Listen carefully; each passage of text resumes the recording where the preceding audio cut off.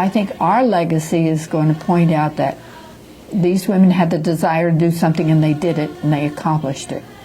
And this is the way it's always going to be, and this, quite frankly, is always the way it was. You can be put down for just so long, and then you're going to surface.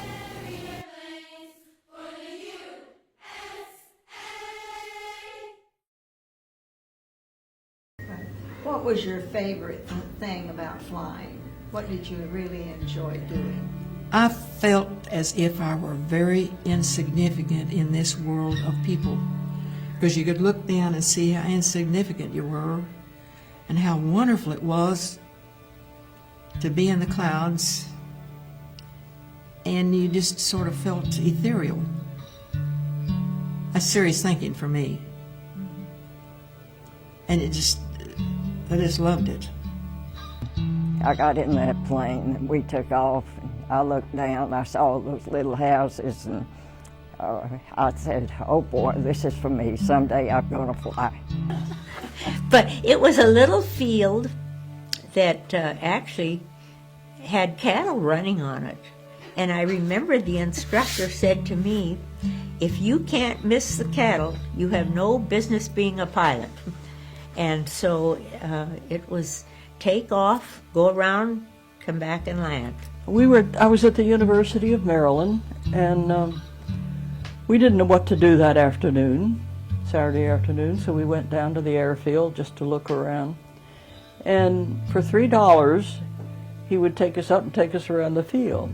So he took two of us at that time.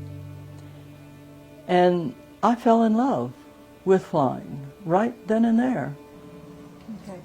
What did your mother think about your flying? I don't think she was really for it, but she knew I was going to do it, so she just let it go at that. Mm-hmm.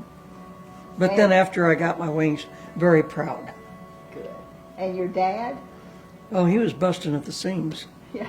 So I came into the world greatly, greatly loved, and I think that makes all the difference in someone's life. And then I was also, according to them, very, very smart, and that's the way they made me feel, like that I was smart and could do anything, and that I was beautiful. And I wasn't, but I thought I was, because that's the way I was brought up. Camp Davis. We lost 3 WASPs there. One of them, and Miss Cochran said it was sugar in the gas tank. It was an A-25. She crash landed after takeoff.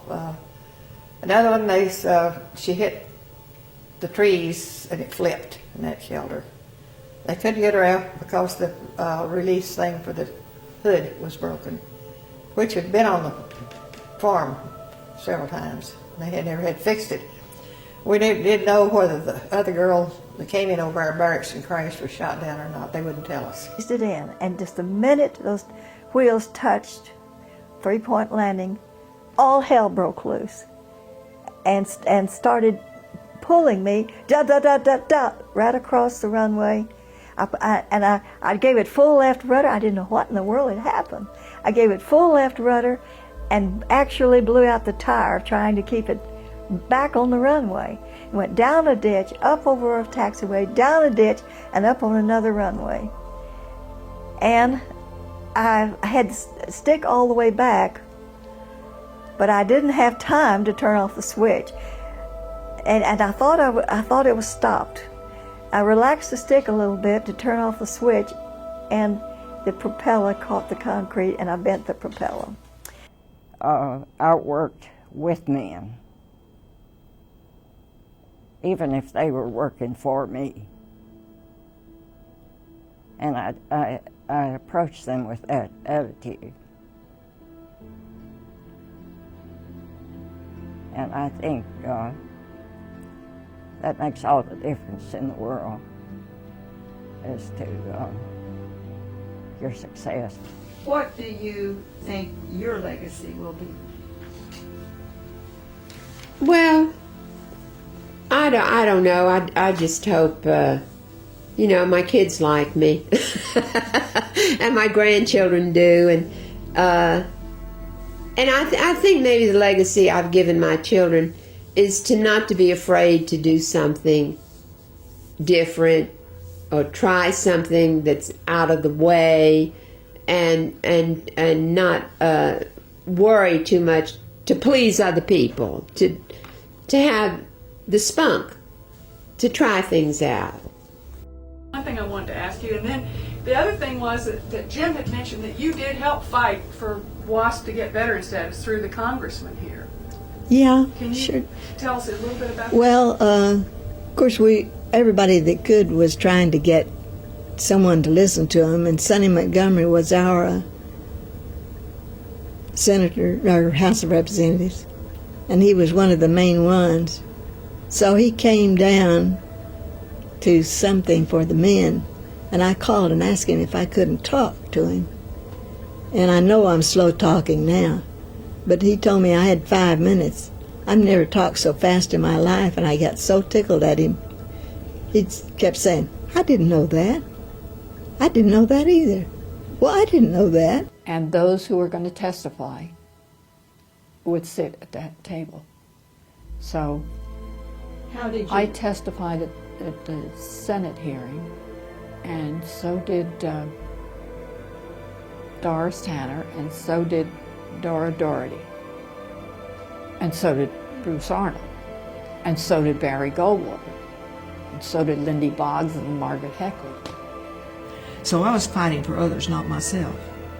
But I felt just as strongly about it as if it were me. And so I was just thought, well, finally somebody recognized the fact that we did have an important part in World War II. What do you think the legacy of the WASP will be? That we just proved that a woman can do almost anything she wants to do. Well, what you're doing is legacy, and TWU is got the library there. We have a fabulous library in Sweetwater, but I don't know how this will end up. I have no idea. I believe that it will be a great step for women, and I've had so many women tell me we could not have been able to do a lot of things that we do now if you all had not persevered. And I think that we did that for them. And I think that the men too recognize this, not only the women, but I think the men too realize that women can do something outside the kitchen and outside of the school and outside of nursing. Those were the only things that women could do. You can be whatever you want to be and whatever you set your heart and head to be. And don't let anybody tell you you can't, because 1,043 women did it in World War II. They said we couldn't do it, and we did it. And we did it successfully and by records, by Hap-Arnold's own account. We did it as well as any man could have done it. And I think that's the legacy we should leave behind us. Of all the things that you've done in your life, and you've done so much, what is the one thing that you're most proud of? Being a WASP and getting my wings and flying afterwards.